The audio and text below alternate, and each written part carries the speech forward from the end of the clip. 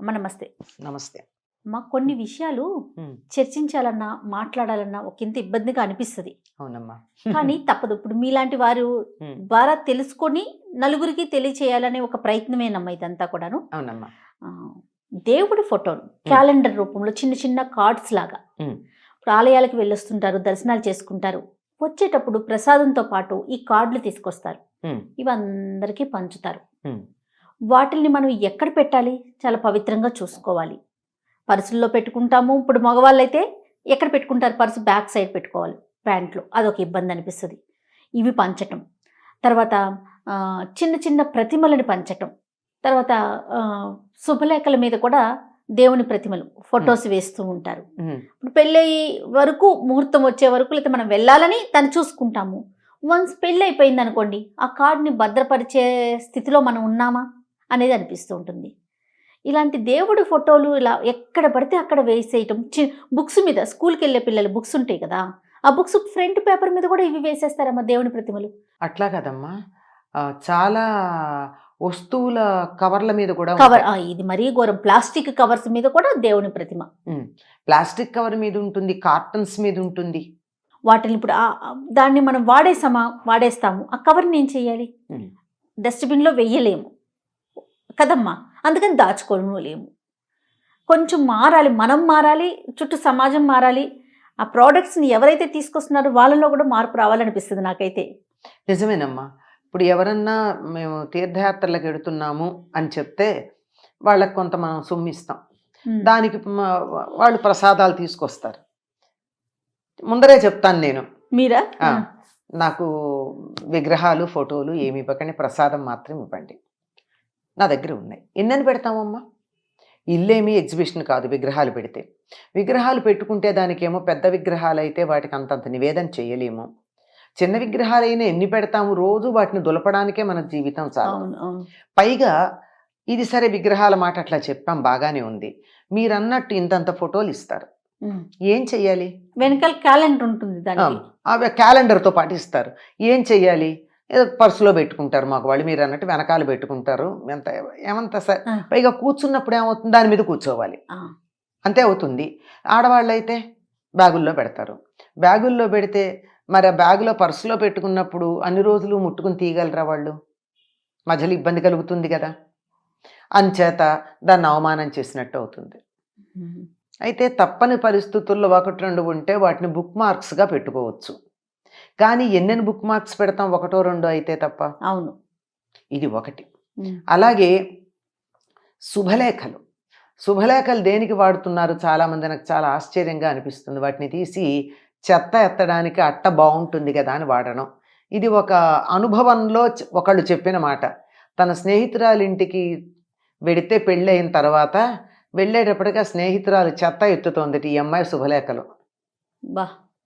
అంటే గట్టిగా కార్డు బాగుంటుంది కదా, మెత్తానికి కాకుండా ఈజీగా ఉంటుంది. మరి ఇట్లాంటిది చూసినప్పుడు ఏమనిపిస్తుంది?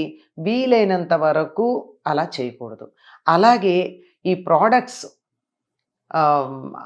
మనకి దీపావళికి వచ్చేటటువంటి మొత్తం క్రాకర్స్ అన్నింటి మీద అమ్మవారి ఫోటోలు ఉంటుంది.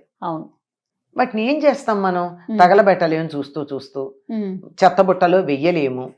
అందువల్ల ఆ రకంగా వెయ్యకుండా ఉండడం సరైన పద్ధతి అనిపిస్తుంది. పేర్లు కూడా ఎంత భయంకరంగా ఉంటాయమ్మా. సాయిబాబా వైన్సా పేరు? అవునమ్మా. ఏదో Nehru hair cutting shop, Gandhi brandy shop, Gandhi పైగా ఎంత భయంకరంగా ఉంటున్నాయి. ఇట్లాంటివన్నీ చూసినప్పుడు మనం దీన్ని బ్లాస్ఫెమీనో ఏదో అంటారు ఆంగ్లంలో. అంటే దేవుడి పేరుని కూడని చోట వాడుకోవడం. మీరు గమనించండి, ఇంతవరకు మీకు ఏదైనా ఒక్క ప్రోడక్ట్ మీద క్రాస్ కానీ, జీసస్ బొమ్మ కానీ, మేరీ బొమ్మ కానీ, అల్లా పేరు కానీ ఉన్నాయా? లేవు. మనకి ఆధ్యాత్మికతని జీవితంతో పెనవేసుకుని గడపడం అలవాటైపోయి ఆధ్యాత్మికతని బొమ్మలకే పరిమితం చేయడం ఆధునిక కాలంలో వచ్చింది.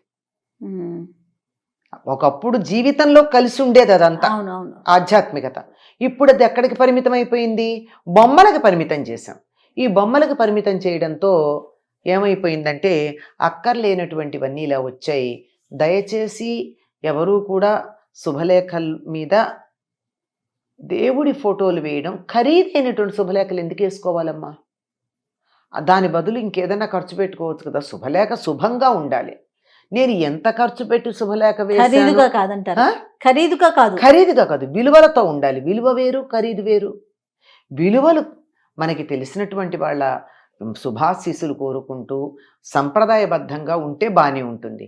లేదా ఇది ఏదైనా కావాలంటే తెల్ల కాగితం మీద చక్కగా రాసి మీరు ఖర్చు పెట్టదలుచుకున్నదంతా ఒక అందమైనటువంటి తంజావూరు చిత్రము దాచిపెట్టుకునేటట్టు అవును అట్లాంటి తయారు చేసి దీంతో కలిపివ్వండి. అవును. అంతేగాని ఇలా చేయడం అన్నది సరైనటువంటి పద్ధతి కాదు అని అనిపిస్తుంది. ఎందుకో నిజమే దేవుడి పేరు పెట్టుకోవడం మంచిదే కాదని అనలేదు. అదేంటి in the name of the God whom so ever you like వాడుతూ ఉంటాం కదా. On the name of the God, in the name of the God అని చెప్పి అట్లా వాడచ్చు. కానీ దానికి ఇంతగా ఏం చేయాలో తెలియని పరిస్థితి మనం తీసుకురాలేం. మీరు అన్నట్టు చూస్తూ చూస్తూ ప్లాస్టిక్ కవర్ మీద ఏదో ఒక దేవుడి ఫోటో ఉంటుంది. ఎంతకాలం వాడతాం ప్లాస్టిక్ కవరు? అవును. దాన్ని తీసుకెళ్లి చెత్తలో వేయడానికి మనసు ఒప్పదు. చూస్తూ ఉంటేనే అనిపిస్తుంది ఇదేమిటి చెత్తలో ఇట్లా వేసామని. అందువల్ల అది వద్దు. అలాగే భక్తి ఉంటే ఎవరికి వాళ్ళ పరిమితం చేసుకోండి. ఇంకోళ్ళకి భక్తిని మనం వాళ్ళల్లో కలిగించడానికి ప్రయత్నం చేయొద్దు. వాళ్ళకున్న భక్తి వాళ్ళకు ఉంటుంది. ప్రసాదం ఇస్తే తీసుకుంటాం, తిందాం, హాయిగా తిందాం, తప్పే ఉంది. ఎవరైనా మాకు కావాలి, మీరు పెడుతున్నారు కదా, కాశీ పెడుతున్నారు, అన్నపూర్ణాదేవి విగ్రహము విశ్వేశ్వరుడుదో తెచ్చిపెట్టండి అంటే తెచ్చిపెట్టండి. పలానా చోటుకి పెడుతున్నారు, మాకు అది కావాలి అంటే తెచ్చిపెట్టండి. అంతేగాని విచ్చలవిడిగా ఇవ్వద్దు. కావాలంటే తెండి, ఇంట్లో పెట్టండి, వాటిని ఎవరన్నా అడిగితే ఇవ్వండి. పోనీ పోనీ ఇప్పుడు ఇలాంటి విగ్రహాలు అనుకోకుండా మనం ఎంతమందిని ఎడ్యుకేట్ చేయగలం? చేయలేం కదా. మనకి తెలిసిన వాళ్ళకి చెప్తాం, తెచ్చిస్తారు. తెచ్చిస్తే వాటిని దేవుడి దగ్గర పెట్టకండి. ఒకసారి దేవుడి దగ్గర పెట్టి ఆ విగ్రహం మొహాన బొట్టు పెట్టి ఒకరోజు పూజ చేసామంటే ఇంకా దాన్ని అక్కడ మనం పూజలో ఉంచేయాల్సిందే. అందుకని అట్లా పెట్టకుండా ఉంచండి. ఎవరైనా వివాహమై కొత్తగా కాపురం పెట్టుకుంటుంటే వాళ్ళకి మీకు దేవుడు పూజ చేసుకునే ఉద్దేశం ఉందా? అడిగి ఉందంటే ఈ విగ్రహం ఏంటి వాళ్ళు కొనుక్కోకుండా అంతే, అది ఇవ్వచ్చు కదా. అవును. ఇప్పుడు కొత్తగా ఇల్లు కట్టుకుంటున్నారు, దేవతా మందిరం పెట్టుకుంటున్నారు, అట్లాంటి వాళ్ళకి కనుక్కుని ఇవ్వండి. అంతేగాని ఊరికే బలవంతం చేసి విగ్రహాలు ఫోటోలు ఇచ్చి మనం సదుద్దేశంతోనే ఇచ్చినా తీసుకున్న వాళ్ళు ఏం చేయాలో తెలియని పరిస్థితుల్లో ఇచ్చిన వాళ్ళని తిట్టుకుంటూ ఆ విగ్రహాన్ని పడేయలేరు. అవును. విగ్రహం అయితే కనీసం వాడకుండా పెడతారు. ఫోటోలు ఉన్నాయి, ఏం చేస్తారమ్మా? ఎన్ని ఫోటోల్లో కట్టలు కట్టలు కట్టలు పేరుకుపోతూ ఉంటాయి.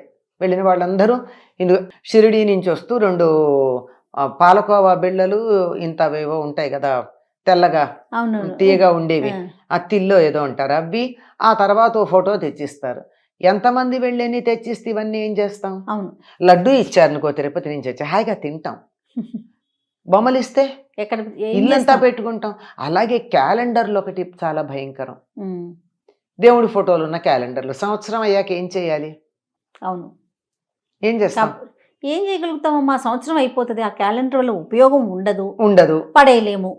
ఏం చేయాలి? ఇవన్నీ కూడా సమస్యలు. ఆలోచించి దీనికి పరిష్కారం అంటే నేను చెప్పిన వాటిల్లో మీకు పరిష్కారాలు కనపడే ఉండాలి. కానీ ఎవరికి తోచిన పరిష్కారం, ఇంతకన్నా గొప్ప పరిష్కారాలు కూడా ఉంటాయి, కాదనడానికి వీల్లేదు కదా. అట్లాంటి ఇప్పుడు ఉదాహరణకి ఫోటోలు ఇస్తే చిన్నవి వస్తే బుక్ మార్క్స్ పెడతాం. ఎంతమంది పుస్తకాలు చదువుతారు, ఎన్ని పుస్తకాల్లో అని పెడతాం, అంతే కదా. అది కూడా మనం ఎప్పుడు పడితే అప్పుడు చదివే పుస్తకంలో పెట్టలేం. బస్సుల్లో కూర్చుని చదివి, ఆఫీసుల్లో చదివి, ఇంకెక్కడో చదివే వాటిల్లో పెట్టలేం. ఇంట్లో కూర్చుని సవ్యంగా శాస్త్రోక్తంగా చదివే సందర్భంలోనే వాడతాం. అలాంటివి మరి ఎన్నెన్ని ఉంటాయి. కొంచెం అప్పుడప్పుడు మనకి భక్తి ఉంది, అనుమానం ఏం లేదు. ఎదుటి వాళ్ళు కూడా నా ఇష్టదైవాన్నే వాళ్ళు పూజిస్తే బాగుండు అనే సదుద్దేశం కూడా ఉంది, అందులోనూ సందేహం లేదు. కానీ ఇలా బలవంతంగా రుద్దడం అన్నది సరైన పద్ధతి కాదేమో ఆలోచించాలి. కాదేమో ఏమిటి, కాదు, అంతేనమ్మా, అందులో కాదు డౌటే లేదు. అని అనుమానమే లేదు.